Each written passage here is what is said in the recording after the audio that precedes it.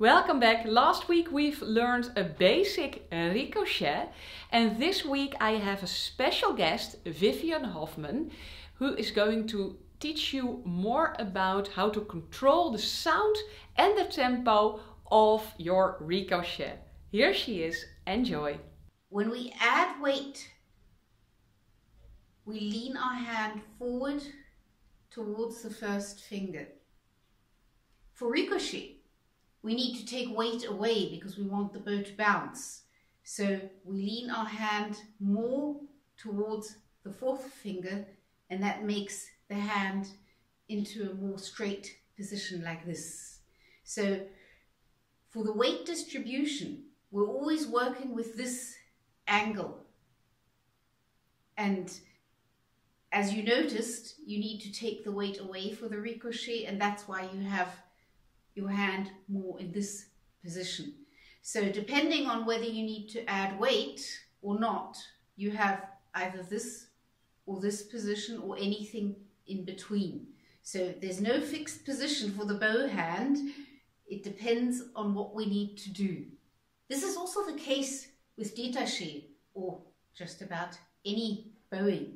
So if you want to have a détaché where you need to add weight, either because you want it to be loud or because you're perhaps playing on the G string where you need more weight, or you're playing more in the upper half, or for whatever reason you need to add weight, then you play with your hand leaning forward.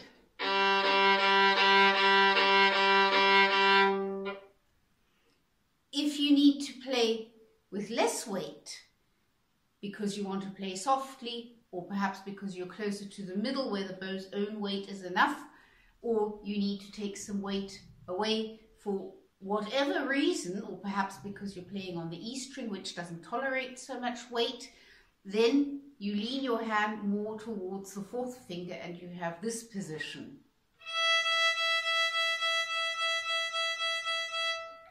So it depends on the context, it depends on how much weight you want to add.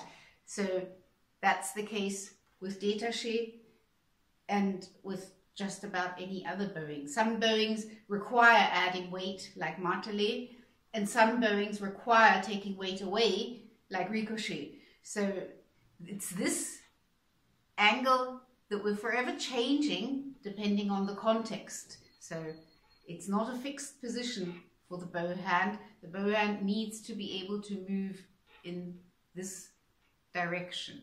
Now you mentioned that in your ricochet your bow bounces from side to side as well as up and down, so it doesn't stay in a straight line.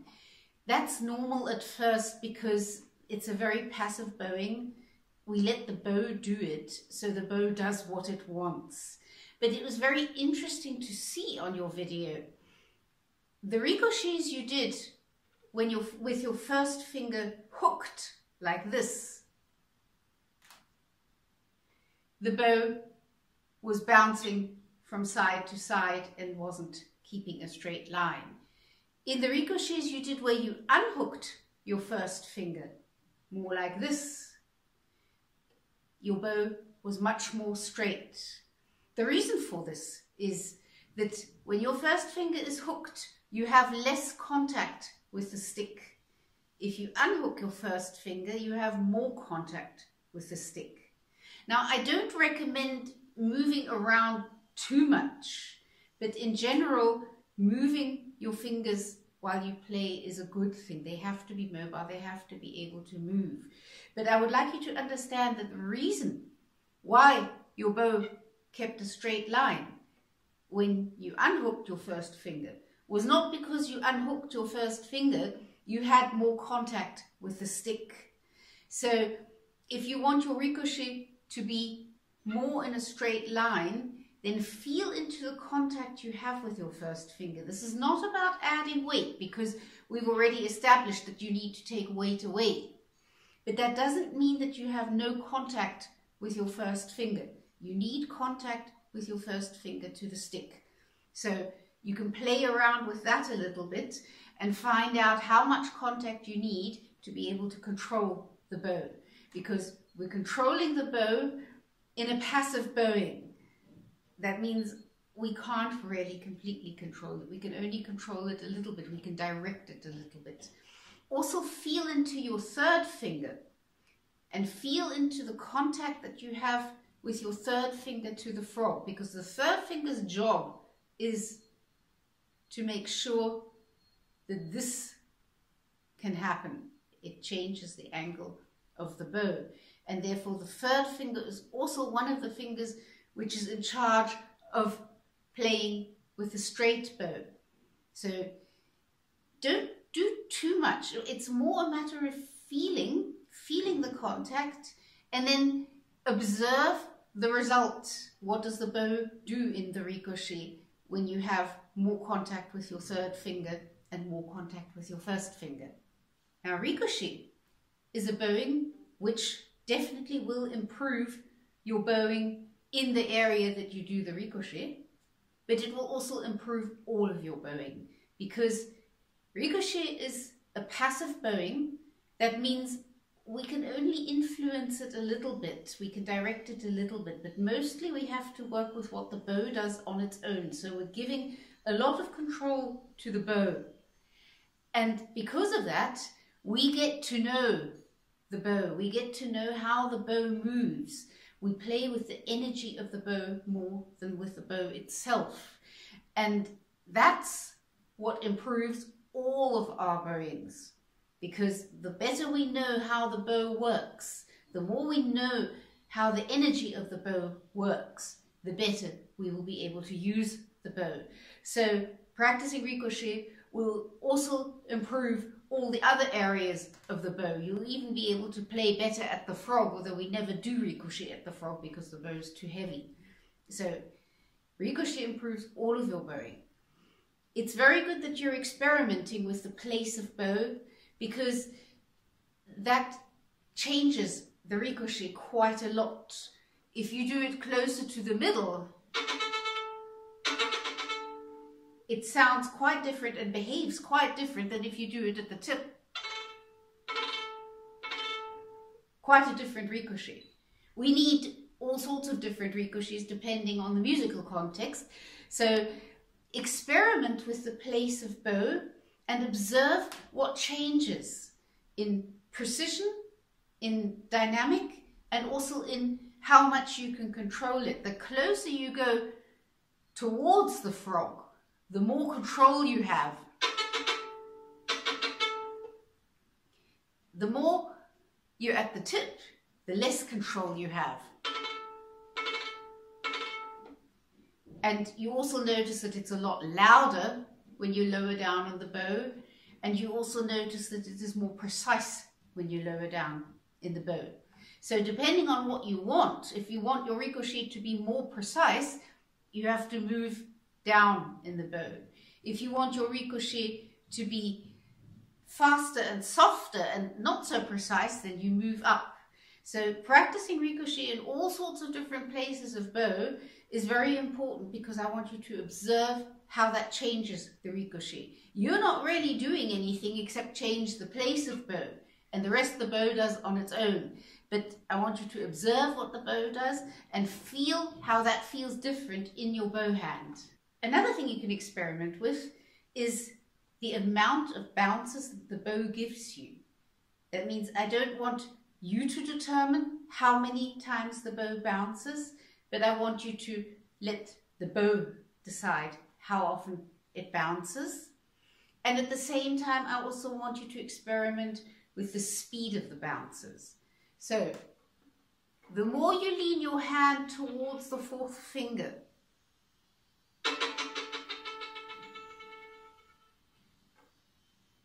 the slower the bow will bounce, and you will also have less bounces.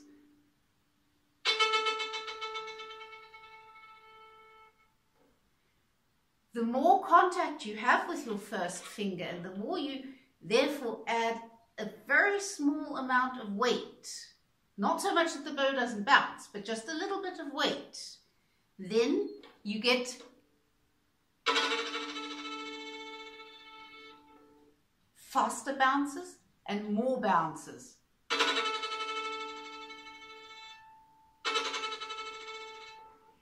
So you're playing around with this angle, and I would like you to experiment with that. Experiment with having slower bounces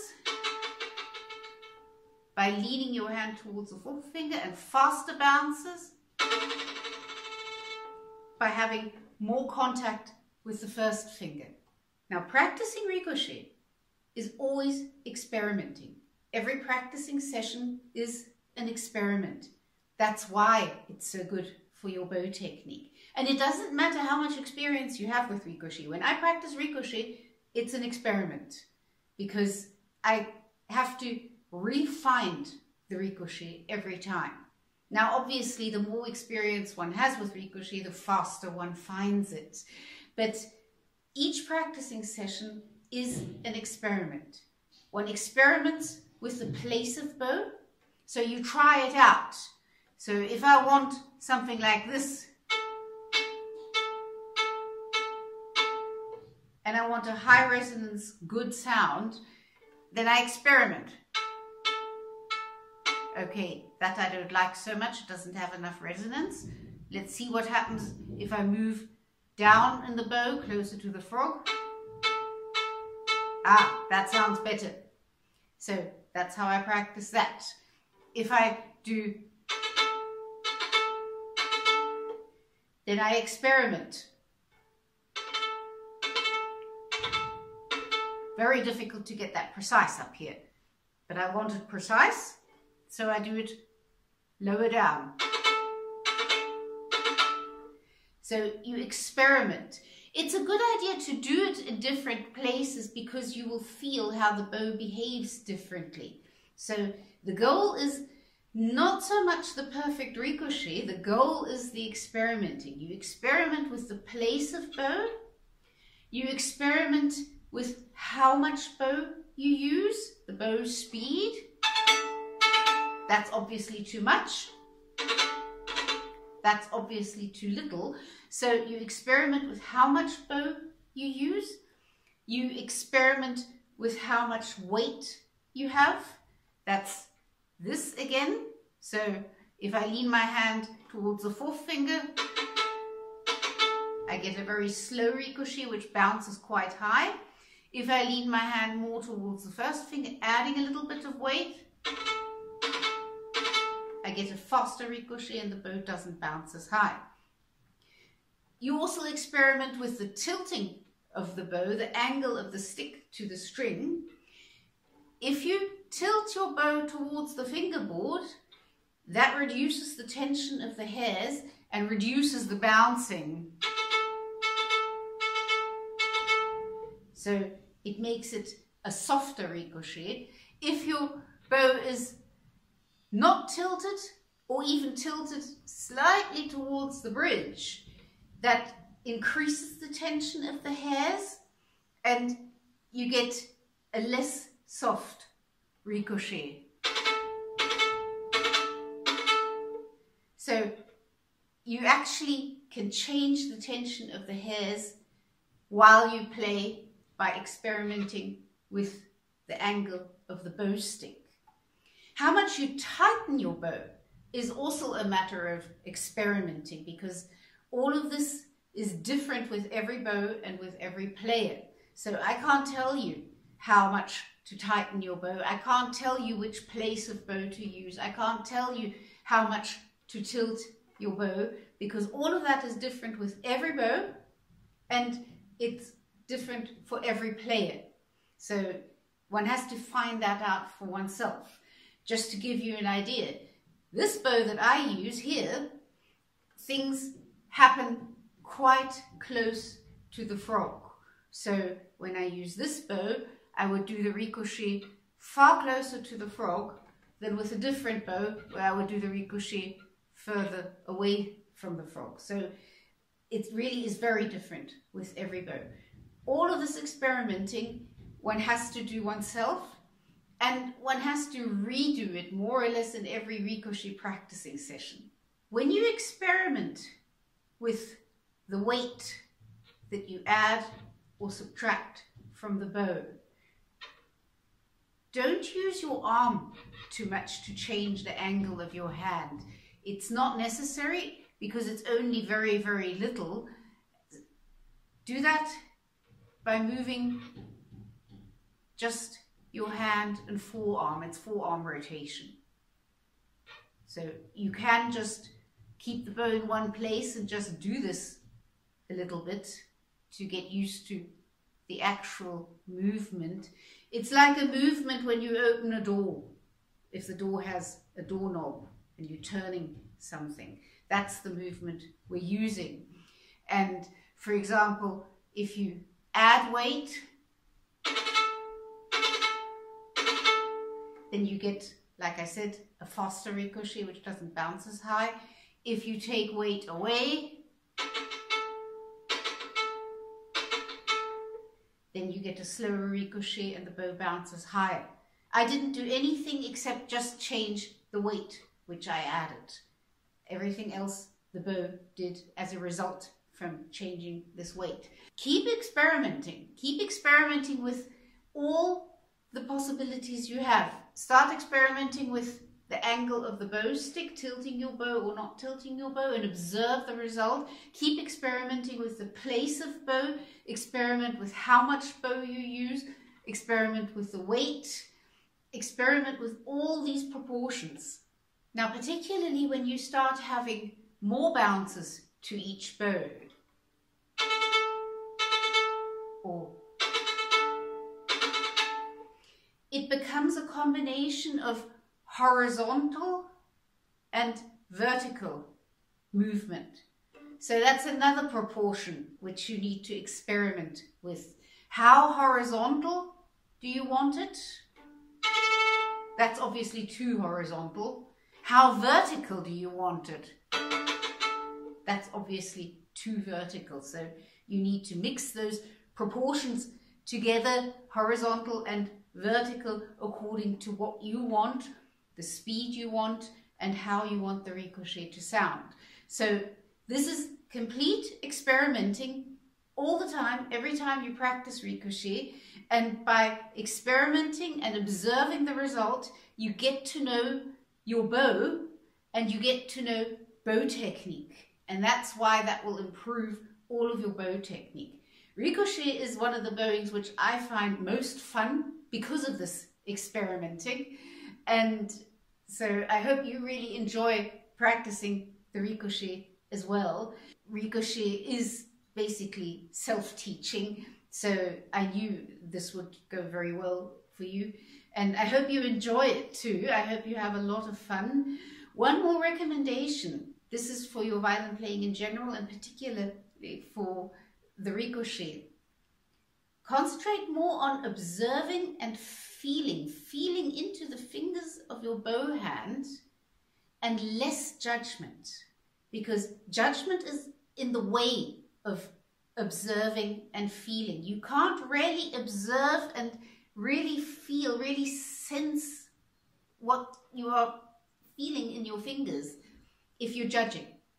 So try, if you can, to get rid of the judgment as much as possible and concentrate more on hearing and feeling, because that will help you with your violin playing in general, and it will help you particularly with the ricochet. Okay, I hope this video is helpful for you. Of course, as always, let me know if you have any questions, and happy practicing.